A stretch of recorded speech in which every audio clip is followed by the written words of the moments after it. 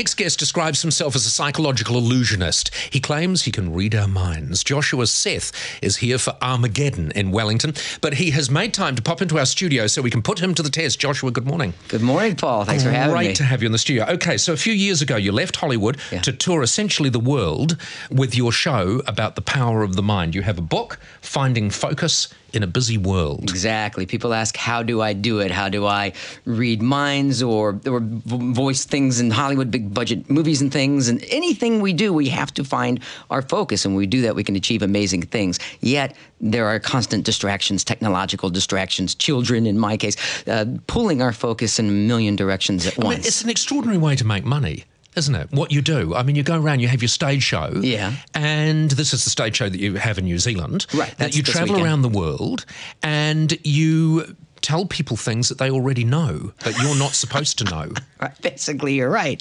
That's right. But we're doing that all the time, aren't we? That's called nonverbal communication. We're always communicating things that we don't intend to. And if you're very present and focused on that other person in that present moment, you can determine this. We're going to put you to the test in just a moment. But firstly, what is your skill? Your skill is the ability to actually truly understand what someone's saying or I think thinking or acting? Reading people. Right. I mean, mind reading, that's a bit of a canard, right? We know you can't literally go in somebody's mind and read what they're thinking, yet you can make a pretty good educated guess based on body language and intuition and experience and a number of subliminal cues. Do you sometimes see people in your shows and that and think, oh, I'm not going to touch that person. That person is crazy as? 90%. No, so 90% are okay, 10% crazy as? Possibly the opposite. Oh, really? Good Comic-Con, yeah. That's okay. Well, you've only just met Jim, obviously, when you walked in the studio. Yeah, do you reckon Jim's crazy as, or is he in the 10%? Well, we're about to find out, aren't we? All right. Oh, here we go. So, explain to me what you're going to do to Jim. Okay, there's three ways of transmitting information, which would be words, pictures, and numbers.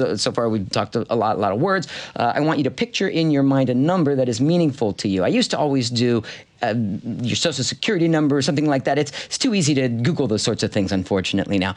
You use an ATM, though, right? You get the money out and you put a number in. Focus on the number that you punch in, but let's just do the first number, if you don't mind, okay? Because this is a personal number. Now, watch his eyes. Yep. Think of the first number.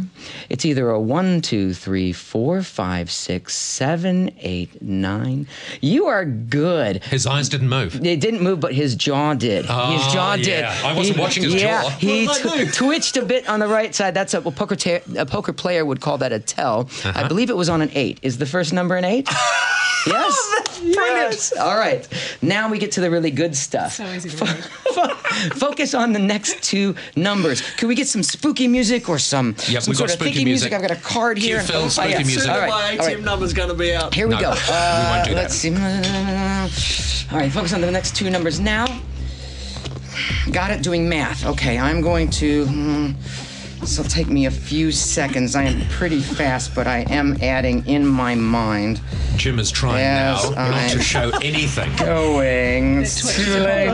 That's terrible. Let's see. Okay, so I asked you... You're an open book, Jim. I asked you to think of the middle two numbers. Yep. I have now drawn a lot of numbers. I've written a lot of numbers. Tell everybody, you're not going to tell your whole ATM number, obviously, just the middle two. What are the middle two numbers of your ATM? Yeah, right now. 2 and 5. I can't believe you really did it. I didn't think he would really say it, but okay. He is a very trusting fellow, isn't he?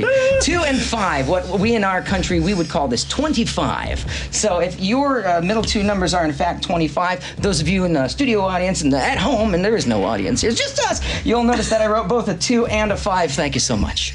That is just amazing, isn't it? Except that if you add them up, like 5 and 11 is 16, 5 and 4 is 9, 16 plus 9, that's 25, as are all 4 in the second column as well. 1, 8, and 10 is 19, and the 6 also 25. 4 and 6 is 10, 12, and 3 are 15, add up to 25. You do the math. 7 and 2 is 9, 9 is 18, plus the 7, also 25, but let's keep going. How about all of the horizontals as well? 5 and 1 is 6, and 12 is 18, and 7 also 25. 11, 8, 4, and 2, that direction is 25. 25, 5, 10, 3. That's easy. It's 18 plus 7 is 25. 4, 6 is 10, 19. How about Joshua. the diagonals? No, 5, Joshua, 8, 3, Joshua. 9, Get on 4, to your other 10, topic. I 4, want to do the other topic. 7. I could keep going all day. honestly, here. do your other topic with Sasha. The 4 in the middle. You've proved your credentials.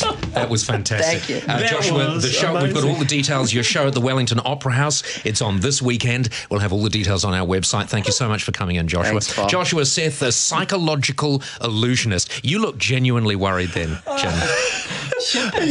That's remarkable. That is really remarkable. It certainly is.